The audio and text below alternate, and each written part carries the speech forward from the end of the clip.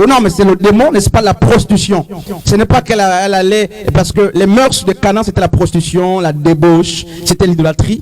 Mais lorsqu'on parle de Jézabel en tant que la grande prostituée, en tant que prostituée, eh bien en fait, c'est parce que, c'est d'abord sur le plan spirituel, parce que elle adorait non seulement le dieu Astarté, une divinité, n'est-ce pas, de la fécondité, mais elle adorait aussi Baal, le dieu de la pluie. Donc deux divinités comme ça qu'elle adorait.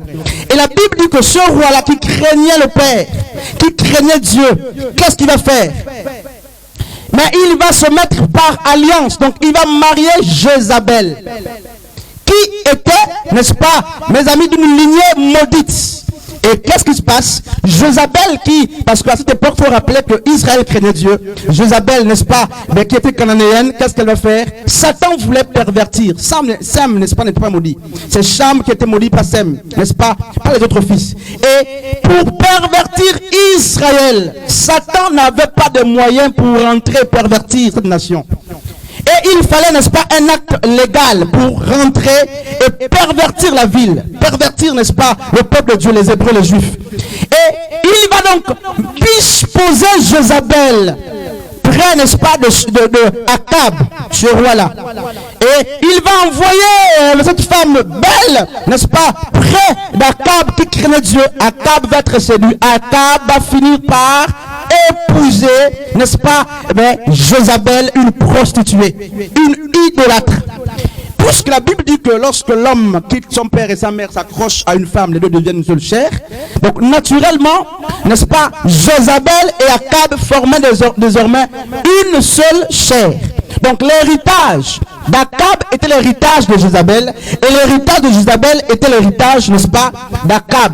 L'immoralité d'Akab était l'immoralité de Jézabel, et l'impudicité de Jézabel était aussi, n'est-ce pas, mais partagée avec son homme, puisque c'est une seule chair. Et voici donc, Akab qui craignait Dieu va finir par, n'est-ce pas, tomber dans l'idolâtrie, au point qu'il va faire rentrer officiellement en Israël le culte d'Astarté et le culte, n'est-ce pas, de Baal. N'est-ce pas? Et mes amis, cet homme qui craignait Dieu est rentré facilement dans la perversion. Alors on va encore lire notre histoire là, n'est-ce pas? Nous sommes sur la Bible, on va quand même beaucoup lire. On va terminer par ce texte et on va comprendre quelque chose. 1 Samuel chapitre 4. Donc 1 Samuel chapitre 4. L'heure est grave, n'est-ce pas? Voici ce qui se passe dans 1 Samuel chapitre 4. Alors, la Bible dit quoi? La Bible dit les fils d'Élie, n'est-ce pas? Comme Abihu et Nadab, donc comme les fils d'Aaron, les fils d'Élie, Élie était sacrificateur. Et qu'est-ce qui se passe? Comme nos pères qui sont pasteurs, nos mères qui sont pasteurs, les fils péchaient doublement. D'abord, n'est-ce pas, ils blasphémaient, ils consumaient les offrandes qui étaient, n'est-ce pas, offertes à Dieu. Ils prenaient désormais la bonne part. À part cela, ils avaient des rapports intimes avec les femmes qui étaient toujours là à longer la tente d'assignation. Ça, c'est le fils du grand Élie sacrificateur. Et Dieu a averti rien. Et, n'est-ce pas, qu'est-ce qui va se passer?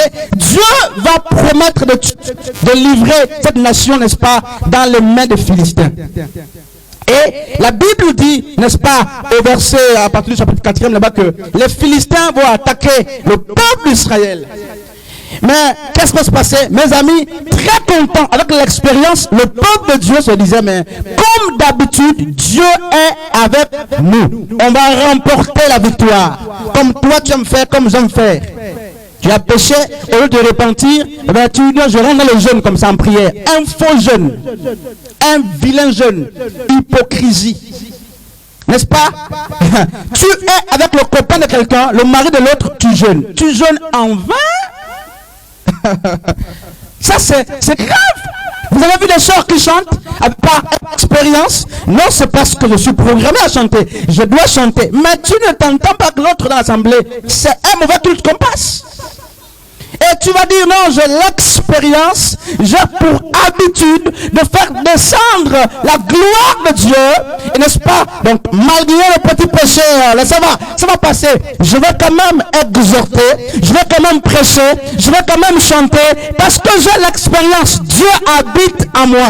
Et ce peuple s'est levé comme ça. Il allait combattre, se disait-il, Dieu est avec nous. Il faut rappeler un fait. À l'époque, Dieu était représenté par l'arche. On ne va pas durer le mastride, n'est-ce pas?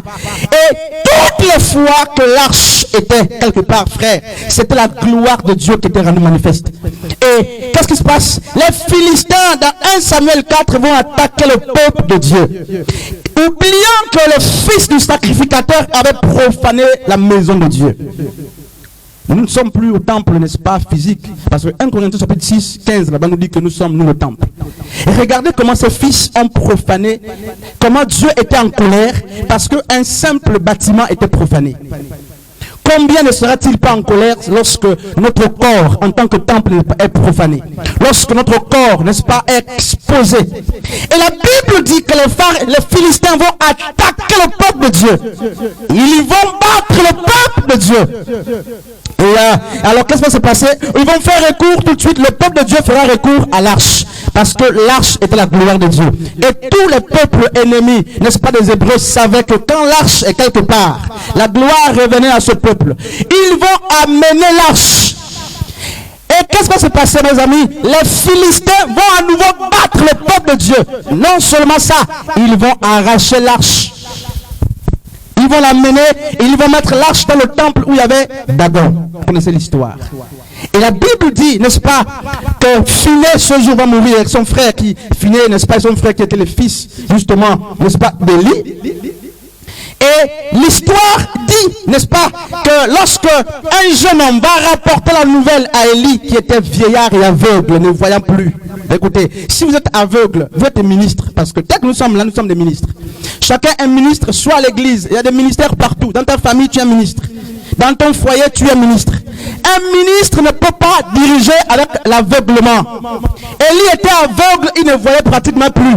Et lorsqu'on dit à Élie, tes fils sont morts, il est tombé, il est mort. Et la belle-fille d'Élie, donc la femme de Phiné, qui était enceinte, va être, les contractions vont la prendre là sur place. À cause de mauvaises nouvelles. Et la Bible dit qu'elle va donner naissance à un enfant.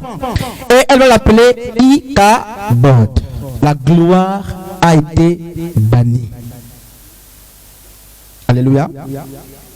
Le fils va être appelé, la gloire est partie de Jérusalem.